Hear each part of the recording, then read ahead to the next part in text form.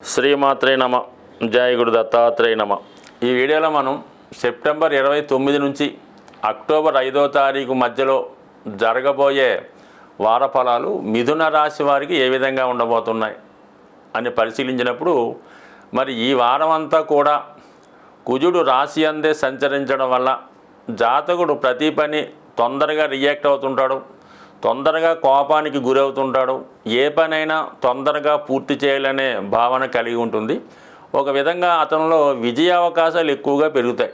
ఎవరి సహకారం లేకుండా శత్రువులపై విజయాన్ని సాధించడం కానీ, పోటీల్లో విజయం సాధించడం, ఇంటర్వ్యూలో సక్సెస్ సాధించడం 100% అనుకుంటుంది. అలాగే అతను వ్యాయామం చేయడం, రన్నింగ్ చేయడం, దేహాన్ని అందంగా తీర్చిదిద్దుకునే ప్రయత్నంలో మంచి ఎక్సర్సైజ్ లాంటివి చేస్తూ ఉంటాడు, చాలా ఉత్సాహంగా ఉంటాడు. అయితే ఇదే ప్రయత్నంలో అతి తొందర వల్ల శరీరానికి చిన్న చిన్న గాయాలు తగలొచ్చు. ముఖ్యంగా వంట చేస్తున్నటువంటి స్త్రీలు ఏదో చేయకాల్చుకోవడమో ఇలాంటి చిన్న చిన్న ప్రమాదాలు కూడా లోనయ్యే అవకాశం ఉంది. కాబట్టి ఇంచుమించుగా ఈ వారం అంతా కూడా కొద్దిగా జాగ్రత్తగా ప్రమాదకరమైన పనులు చేస్తున్నవారు ఉండడం మంచిది. అయితే ముఖ్యంగా ఈ రాశి వారికి ఈ వారంలో చతుర్థ స్థానంలో బుధుడు ఉచ్చస్థానగతుడై రవితో కలిసి ఉండడం వలన ఒక బుధాదిత్య యోగం, ఒక నిపుణ యోగం, అలాగే భద్ర మహాపురుష యోగం అనే యోగాన్ని ఏర్పడడం వల్ల జాతకుడు తన సామర్థ్యాన్ని విపరీతంగా పెంచుకుంటాడు. వృత్తిలో తనకు ఉన్నటువంటి సమస్యల్ని పరిష్కరించుకొని ఇంకా తన కొత్త నైపుణ్యంతో వృత్తిలో ప్రావీణ్యాన్ని సాధించే అవకాశం ఉంది. అలాగే ఫర్ ది సేమ్ టైం నూతన ఉపాధి అవకాశాల కొరకు, నూతన ఉద్యోగం కొరకు చేసే ప్రయత్నాలు ఫలిస్తాయి.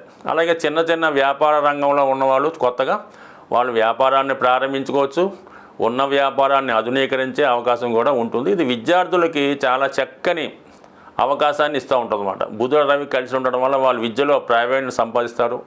ఎటువంటి సబ్జెక్ట్ అయినా బాగా అర్థం చేసుకొని దాంట్లో మంచి మార్కులు తెచ్చుకునే అవకాశం ఉంటుంది. సో ఇది ఒక మంచి యోగం.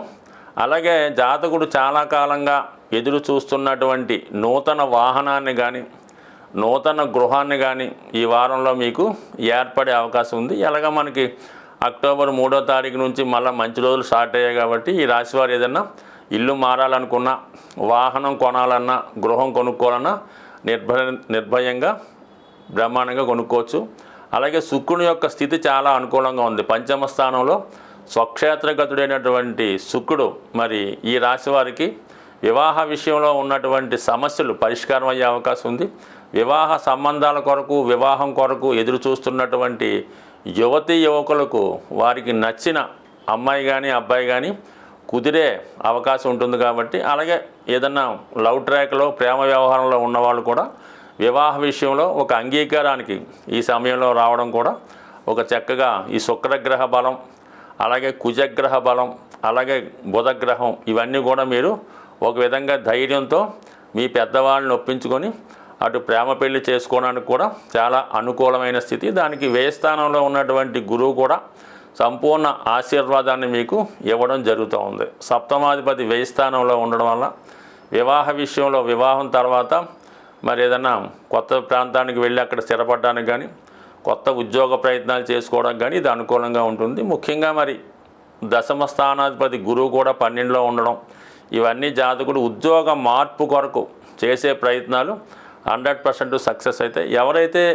ఉన్నత విద్య కొరకు కానీ, ఏదైనా ఉద్యోగ ప్రయత్నం కొరకు కానీ, ఇతర రాష్ట్రం కానీ ఇతర దేశం కానీ వెళ్దామని ప్రయత్నం చేస్తున్న వారికి ఇది చక్కని అవకాశంగా మీకు ఏర్పడుతుంది. ముఖ్యంగా వృత్తికారకుడు శని వక్రించి శుక్రునితో ఏర్పడినటువంటి కోణ దృష్టి ఈ రాశిలో ఉన్నటువంటి స్త్రీలకి ముఖ్యంగా ఎక్కువ ఉపాధి అవకాశాలు కలిగే అవకాశం ఉంది. అలాగే ఈ రాశిలో ఉన్నటువంటి కళారంగంలో ఉన్నవారికి కానీ, ముఖ్యంగా ఎక్కువ మంది టీవీ యాంకరింగు, మీడియేటర్లు, ఫిలిం ఇండస్ట్రీలో ఉన్నవారికి ఇది ఒక మంచి అద్భుత అవకాశాలు వస్తాయి.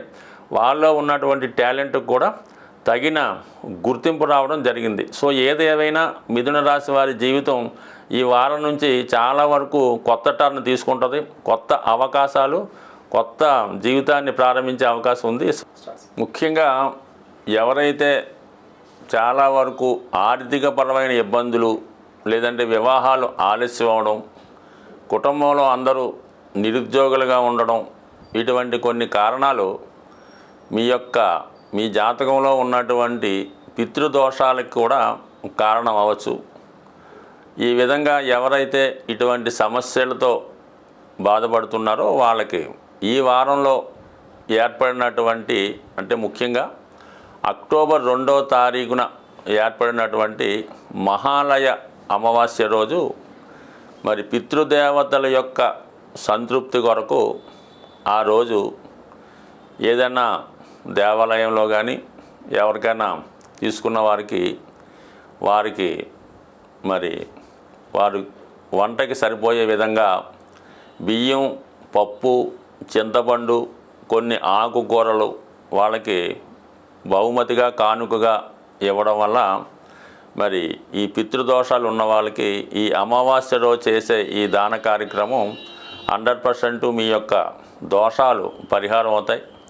అలాగే మీ కుటుంబంలో ఉన్నటువంటి సమస్యలు కూడా చాలా వరకు సాల్వ్ అవుతాయి. ఈ విధంగా చేయలేని వారు కనీసం ఆ 2వ తారీఖు, అక్టోబర్ 2వ తారీఖు అమావాస్య రోజు ఏదైనా గోశాలకు వెళ్ళి కానీ, లేదంటే మీ సమీపంలో ఉన్నటువంటి గోవుకి ఏదో విధంగా ఒక నానబెట్టినటువంటి నవధాన్యాల్లో ఏదో ఒకటి, ముఖ్యంగా గోధుమలు కానీ లేదంటే శనగలు కానీ నానబెట్టి విధి విధానంగా గోవుకి బెల్లంతో కలిపెట్టి ఆ గోవుకి ప్రదక్షిణ చేయడం వల్ల ఖచ్చితంగా కూడా మీకు ఈ విధంగా ఉన్నటువంటి దోషాలు పరిహారమై అద్భుతంగా రాబోయే సంవత్సరం అంతా కూడా మీకు మంచి ఫలితం ఇవ్వడం జరుగుతూ ఉంటుంది. అంటే కొన్ని రోజుల్లో చేసే కార్యక్రమాలు విశేషమైనటువంటి ఫలితాన్ని ఇవ్వడం జరుగుతుంటుంది.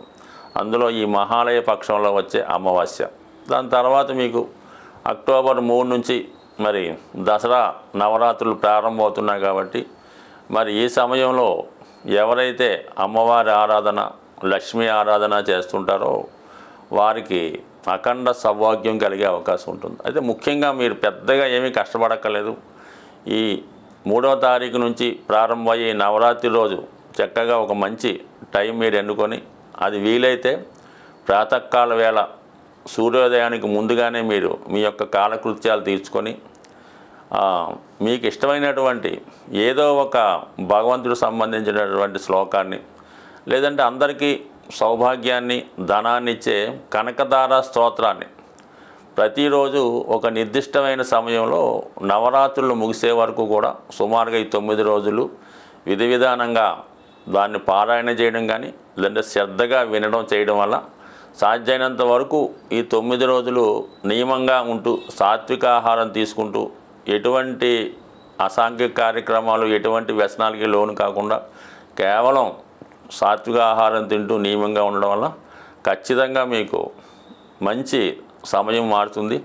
అలాగే గ్రహంలో, అంటే జాతకంలో ఉన్నటువంటి గ్రహ దోషాలన్నీ కూడా సాల్వ్ అయ్యి మీకు చాలా వరకు మంచి ఫలితాన్ని కూడా ఇవ్వడం జరుగుతూ ఉంటుంది. సో ఏదైనా మనం కొన్ని పర్వదినాల్లో చేసే విధంగానే ఈ దసరాలో ఈ 9 రోజులు ఎవరన్నా సరే చిన్నవారి నుంచి పెద్దవారి వరకు చేయడం వల్ల ముఖ్యంగా జాతకంలో శనిగ్రహం ద్వారా వచ్చే దోషాలు, రాహుగ్రహం ద్వారా వచ్చే దోషాలు చాలా వరకు అమ్మవారి యొక్క అనుగ్రహంతో మీకు అవి పూర్తిగా తొలగిపోయే అవకాశం ఉంటుంది. కాబట్టి సాధ్యమైనంత వరకు మీకు ఎంతగా వీలైతే అంతగా చేయడం వల్ల ఎక్కువ విజయావకాశాలు పొందుతారని ఆశిస్తూ స్వస్తి.